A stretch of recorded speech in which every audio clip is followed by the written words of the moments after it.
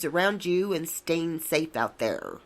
So let's get back into our story about the Halloween seance. Immediately, Detective Solva begins to summarize the situation. This is imperative in performing the best of the best detective work. She walks over to the body, approaching slowly and taking in all the details as she gets closer. Seeing an overturned teacup and a glove nearby on the ground, she gets close enough to get a good look at the body. He appears to have been struggling for air as he is tugging at his shirt collar, and there is a tinge of blue around his mouth. There is absolutely no way to be sure if he was poisoned without running toxicology test, as any good detective would, and that for real was Detective Solva Cases. She goes over and checks the teacup, using a pencil to pick it up, and she sniffs at it. And there is a faint smell of almonds. And the plot thickens. Her murder meter jumped up 10 more degrees.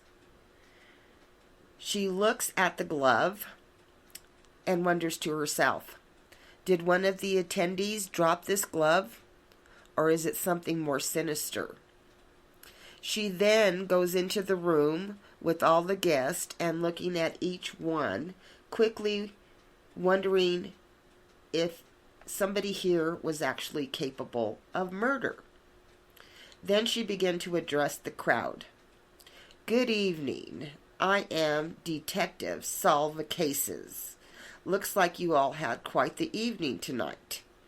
Someone may have come here to do more than a seance and have been more interested in murder. And we shall soon find that out.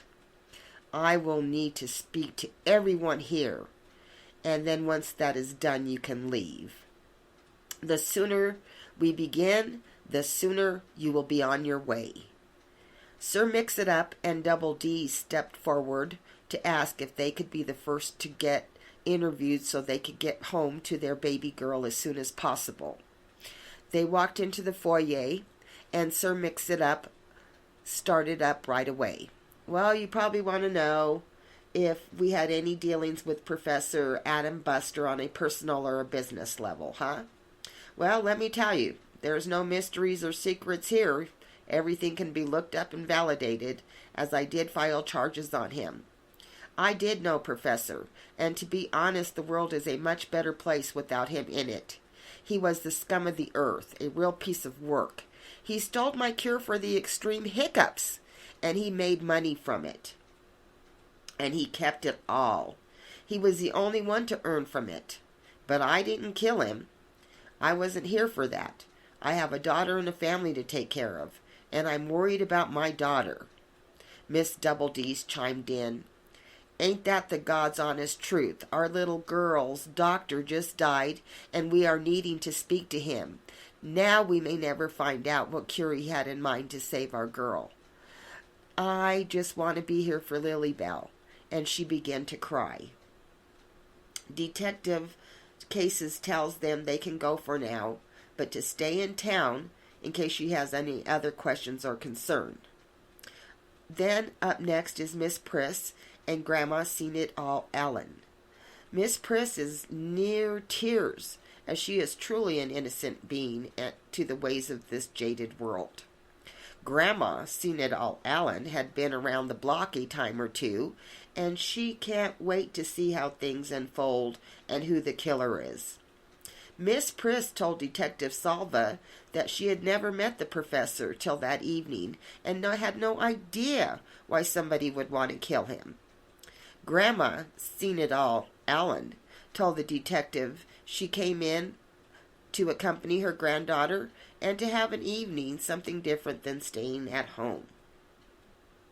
And that left Miss Buster and Madame Zorba.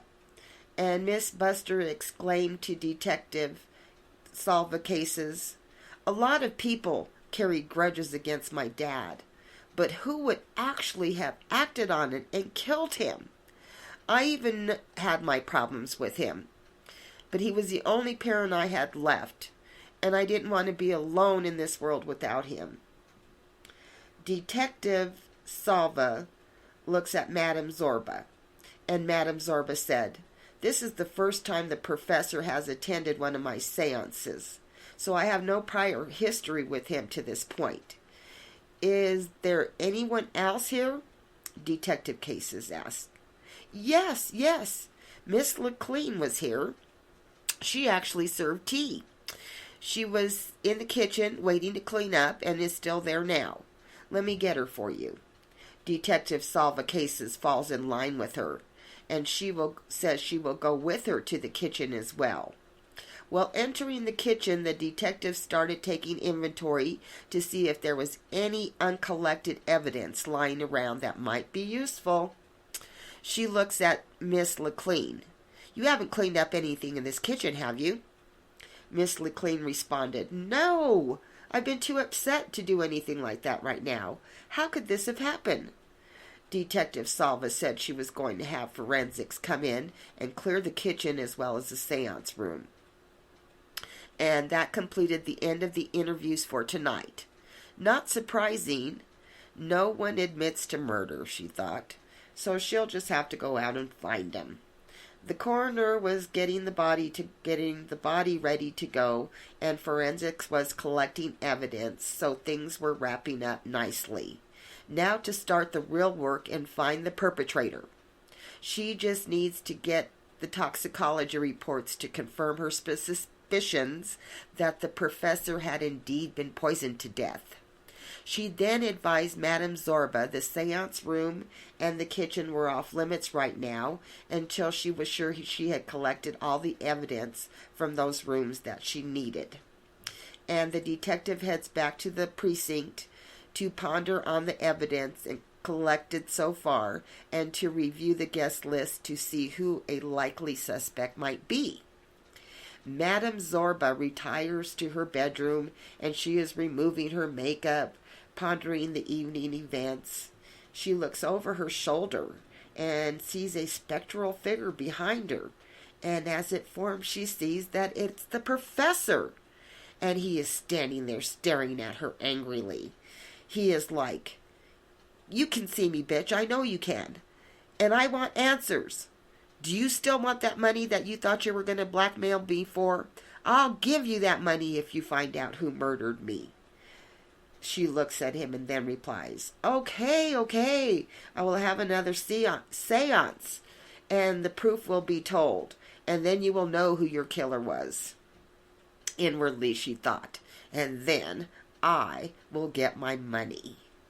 And she goes to the phone, and she begins to ring the night's attendees, and informs them that the seance was broken, and it had not ended correctly. They need to get together as soon as possible, have another seance, and close the gate. And inwardly she sits back and she laughs. Things could not have worked out better for her. Ha ha ha ha ha!